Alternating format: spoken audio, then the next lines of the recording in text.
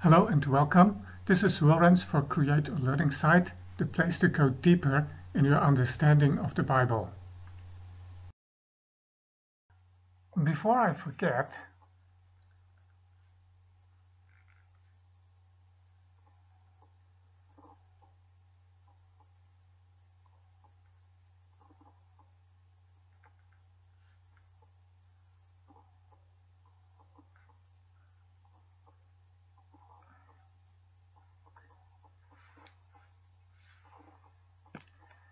this issue marks 2 years of Create a Learning Site. Happy birthday! I'm really enjoying the process of digging into a book or a subject and then reporting to you at the beginning of each month. I hope you do too. And so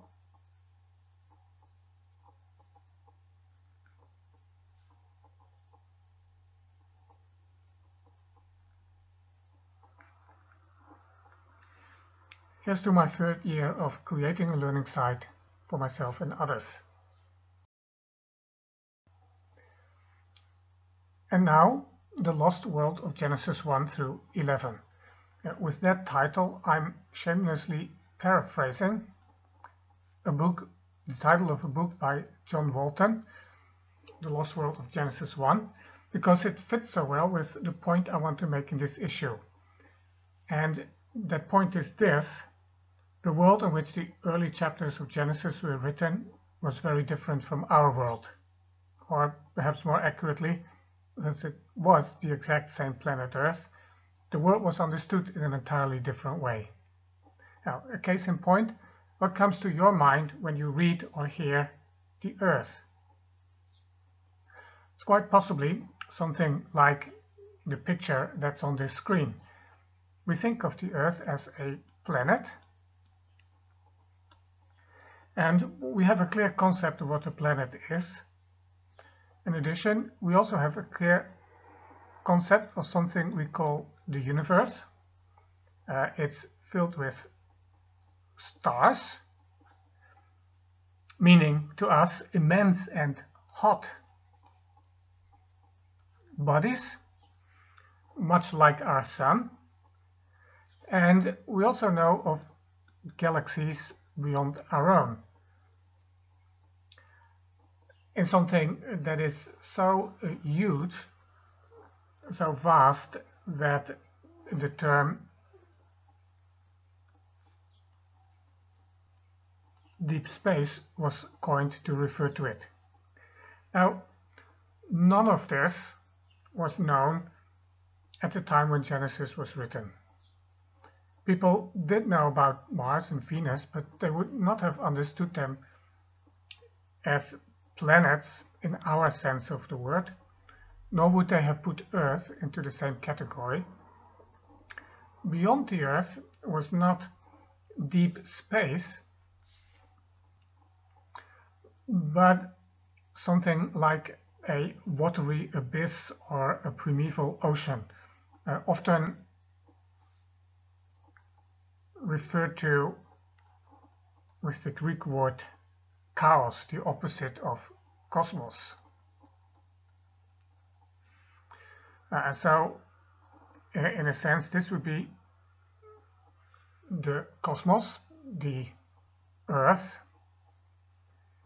in some versions established on pillars, mountains at its edge as the pillars of the sky, and then a firmament, a more or less solid dome that then here everywhere is this water, chaos, and there's water here as well, and here are the stars and the moon and the sun. The waters above, and then beyond that the place where God or the gods dwelt. So quite a different way of looking at the world we have. This is what Israel's neighbors believed, And nothing in the Old Testament shows that the Israelites thought differently about the physical world than their neighbors, or that God ever attempts to correct these views.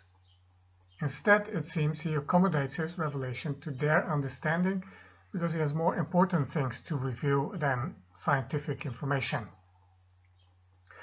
I often teach the book of Isaiah, and I think it's one of the least understood books of the Bible. People often just don't know with a lot of what's in that book what to make of it. Genesis, in comparison, appears simple and easy to understand, but I would argue it's one of the most misunderstood and underestimated books of the Bible. The reason is that we come to this book with our questions, many of them related to science, biology, geology, history, archaeology, psychology, questions no one in the ancient world, in the world of Genesis, was asking. We also come with the expectation that this text must be a fairly straightforward, mostly literal account, simple, but a straightforward account of origins and beginnings. But instead, it's really anything but simple, and it's certainly not simplistic. If we take it at face value, we may miss much of what is going on in this text and end up misunderstanding it, especially if we expect this text to deal with and answer our questions. Let's face it, the ancient Israelites did not worry about a theory of evolution. They did think the earth was old, but old meant some thousands of years. The question whether it might be considerably older, like millions or perhaps even billions of years, did not occur to them.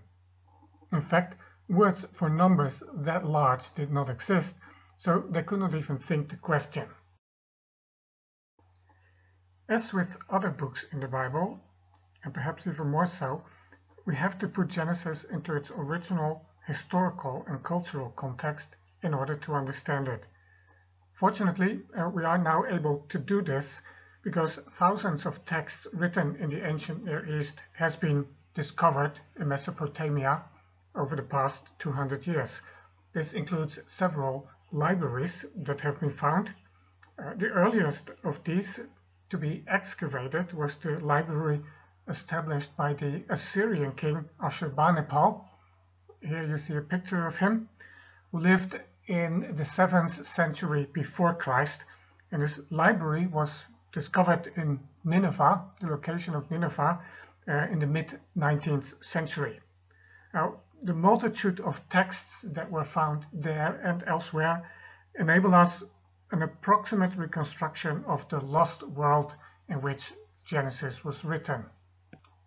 Here is a quote on this from the Faith Life Study Bible. Unfamiliar to most of us, this world would have been even more unfamiliar to students of the Bible living before the late 19th and early 20th centuries.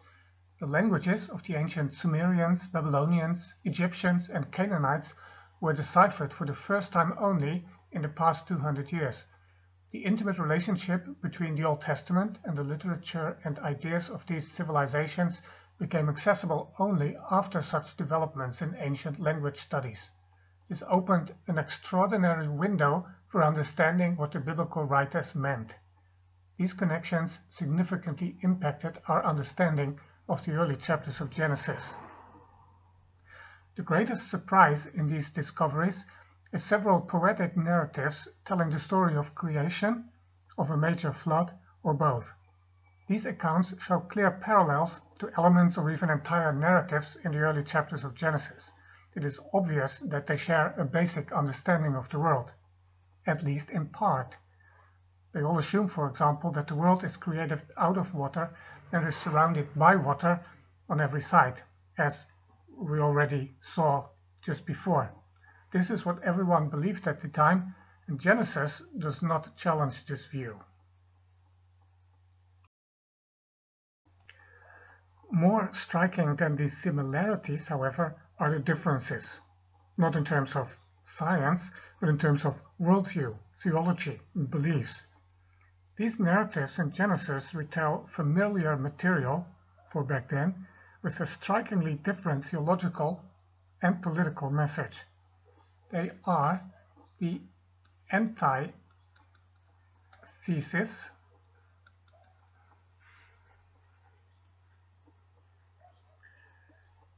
to the Mesopotamian thesis of polytheism, astrology, magic, and the like. Take, for instance, this hint from Genesis 1. The sun,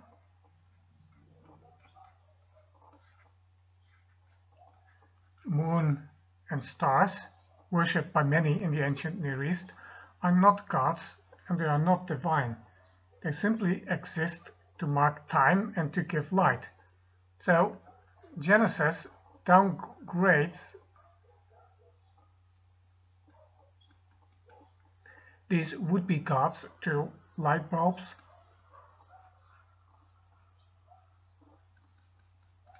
a calendar,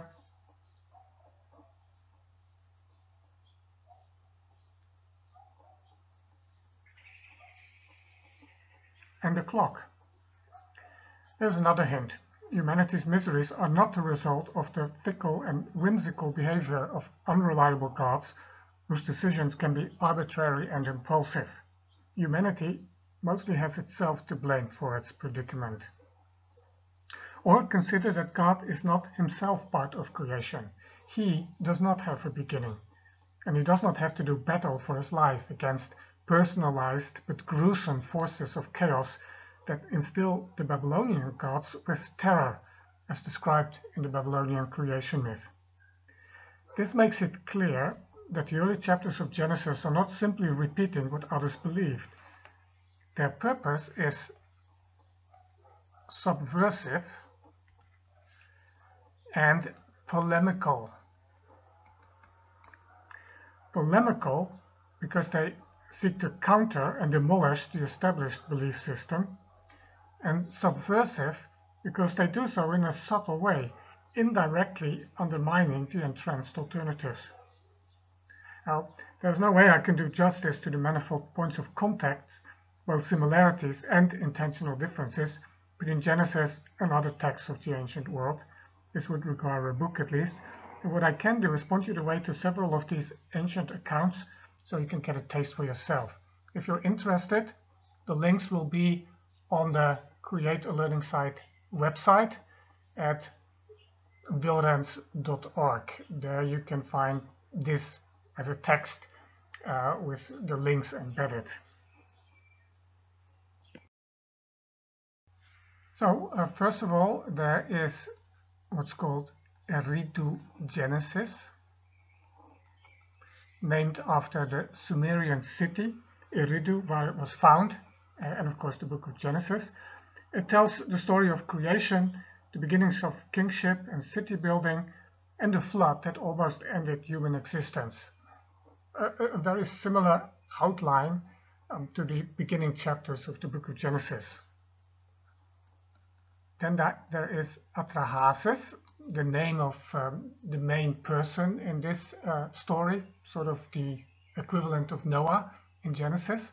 And you're actually looking at it. This photograph shows the clay tablet recounting the story of Atrahasis. It's quite similar to Eridu-Genesis, but more extensive. In this version, the reason for the flood is that humans multiplied and became so numerous and made so much noise that the gods were not able to rest and to sleep anymore, and this led to the flood. It makes clear how different the theological interpretation of the flood in Genesis is. In the end, the gods regret their actions. They have to go hungry because no one's bringing them sacrifice anymore. Then there is somewhat younger Enuma-Elish. That's the Babylonian creation account, the longest of the ones listed here. It includes an extensive description of a fierce battle between Marduk, Babylon's main god, and Tiamat, a dragon-like monster representing the original unformed ocean. And there are other forces of chaos associated with her as well. One more, the Gilgamesh epic, which is a long one, but it includes on tablet 11 a flood narrative that's told to Gilgamesh by the survivor of the flood, Utnapishtim. So he is the Gilgamesh Noah. It shows remarkable parallels to the one in Genesis. It's also probably the most readable of these four accounts. Now, together, these accounts show that Genesis 1 through 11 follows a storyline that was familiar for its time, but simultaneously offers a radical reinterpretation of the events it describes. A quote from Gordon Wenham's commentary on the book of Genesis to bring this out. Genesis 1 through 11, as we read it, is a commentary, often highly critical, on ideas current in the ancient world about the natural and supernatural world. Both individual stories as well as the final completed work seem to be a polemic against many of the commonly received notions about the gods and man. But the clear polemical thrust of Genesis 1 through 11 must not obscure the fact that at certain points biblical and extra-biblical thought are in clear agreement. Indeed, Genesis and the ancient Near East probably have more in common with each other than either has with modern secular thought. It has already been mentioned that Genesis 1 through 9 records a bare outline of world history from its creation to the flood that finds a parallel in the Atrahasis epic and even more strikingly in the Sumerian flood story. Within this bare outline, the stories of the flood in Gilgamesh, perhaps borrowed from a lost edition of the Atrahasis epic, and in Genesis 6 through 9 are astonishingly similar. This is not to say that the writer of Genesis had ever heard or read the Gilgamesh epic. These traditions were part of the intellectual furniture of that time in the Near East, just as most people today have some idea of Darwin's Origin of Species, though they have never read it.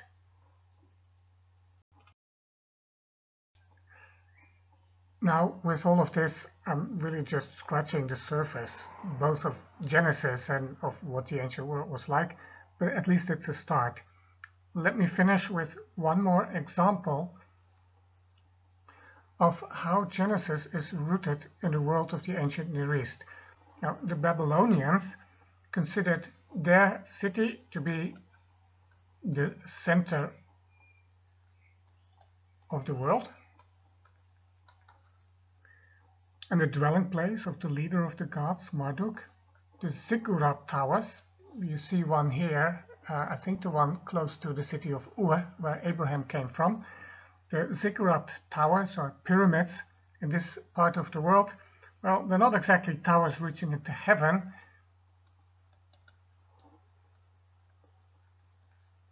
but they were probably thought of as the dwelling place of a god or a meeting place between humans and God, so a connection to heaven.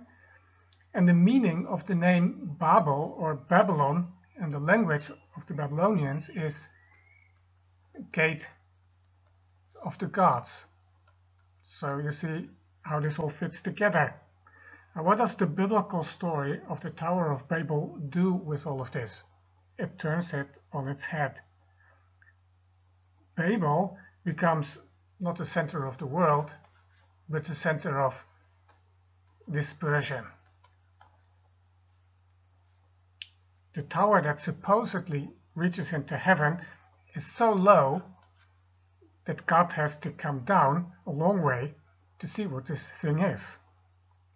And the name Babel sounds like the Hebrew word for confusion. So not gate of the gods, the name is reinterpreted accordingly. It is the place of confusion. God is not impressed by human civilization and empire.